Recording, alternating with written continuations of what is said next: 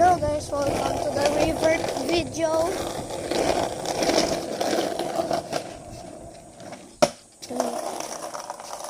Wait lang.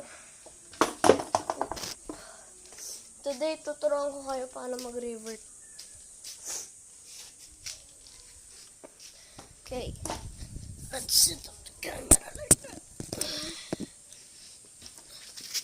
So, ang revert,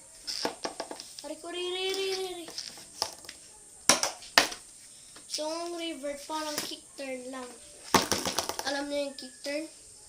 Mamaya, pagtapos ng revert, kick turn.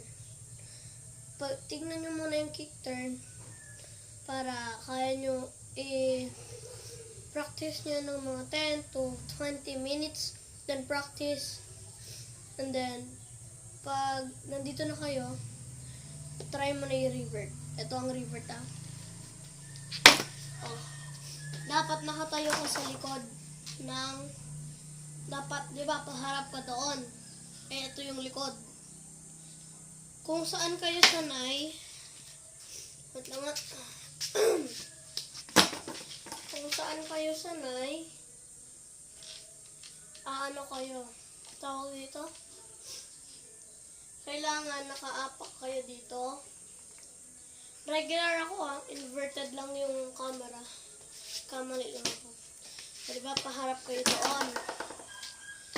Babagsak nyo to, hold ka muna kayo, hold muna kayo sa kahit anong object. And then mag-let go ka. Pag na-under ka, gano'n ka. Dapat may tunog. 50% na may tunog, 50% na magta-turn dito sa likod. Dapat kailangan gumana, no? Oh, ganon. Kung naka 180 na kayo, revert na yun. So, just practice lang. Practice.